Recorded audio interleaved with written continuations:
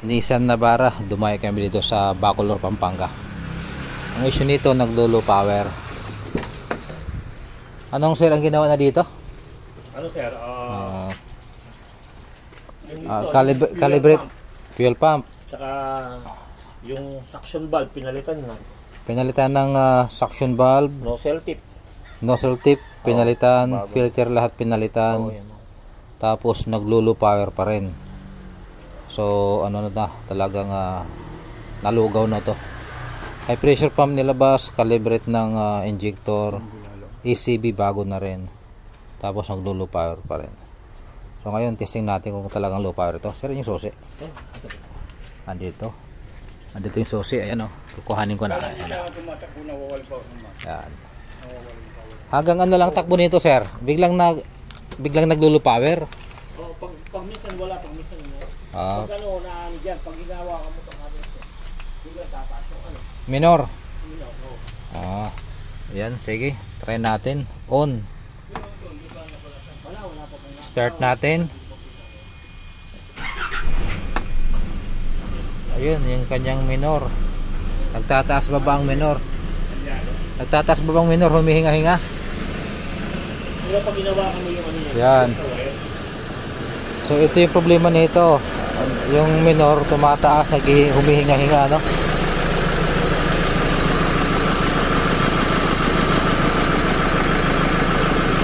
Humihinga-hinga andar, humihinga-hinga. So ito ang possible na sira nito. Pagka ganito na humihinga-hinga, tignan natin.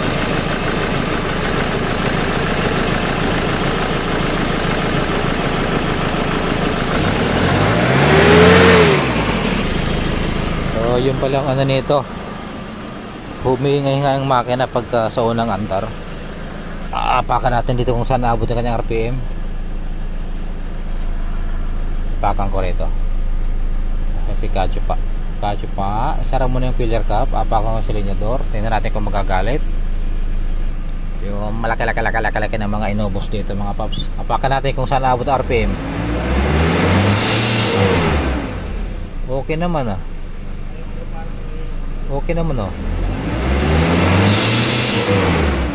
Malakas naman, kaya lang malakas naman siya. Kaya lang bigla daw nga naglo-low power. Parang naglo-low power nga.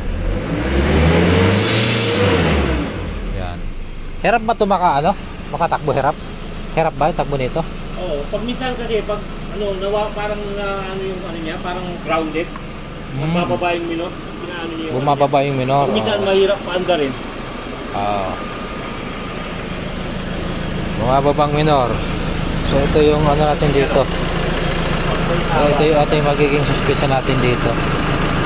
Yeah, hawak-hawakan natin. EGR.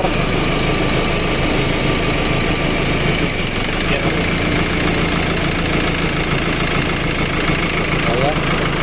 Nagbabago yung andar pag ginagalaw ito. Nagbabago andar.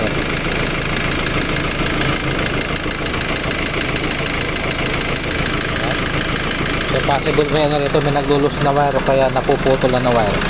Yan. Kasi yung kanyang andar ay tumataas baba Ayun, gumanda yung andar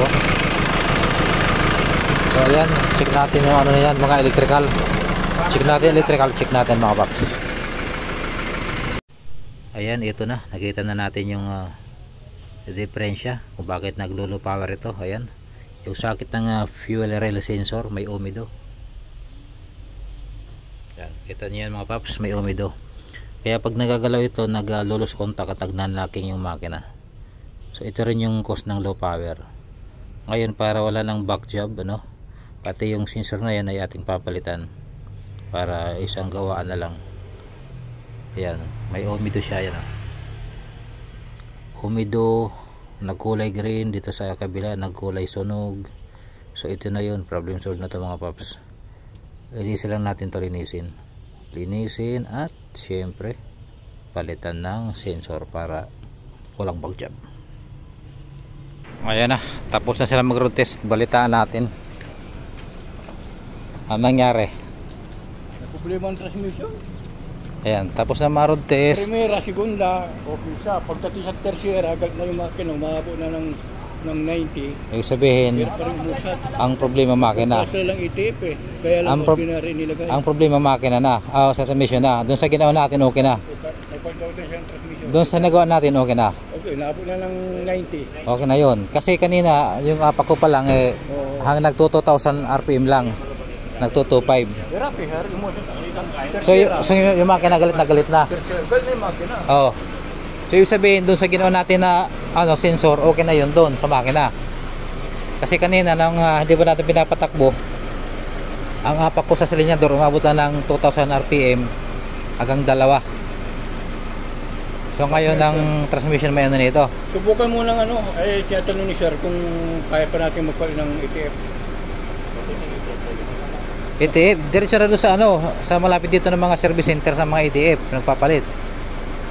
Kasi may nahabol tayo na oras eh. Pagka ganun pa rin, tawagan niyo ako. So sa makina, okay na tayo doon. Okay na. Inabot na ng 90 RPM. Oh, okay na. Kaya lang, pagka nasa siya, yung tumutunog, yun? Turbo. Kasi kanina naramdaman ko na yun eh. Turbo yun, Nang nag-low turbo. power siya, pag-apo ng silinyador hanggang 2,000 lang, 2,005 RPM. Nawala kanina.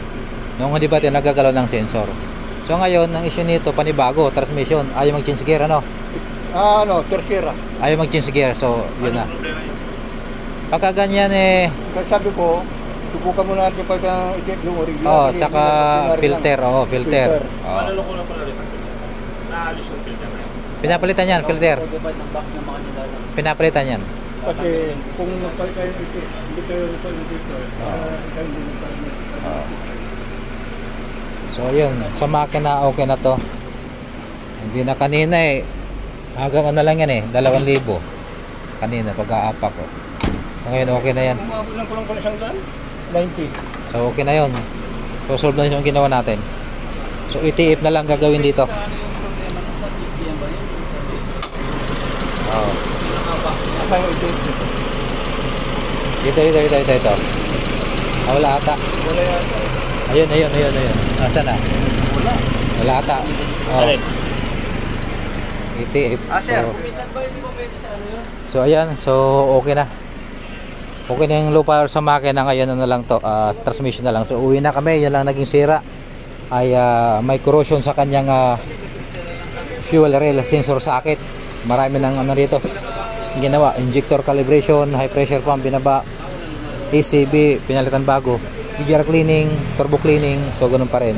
Yung pala ang sira nasa nasa fuel rail sensor socket, lost contact.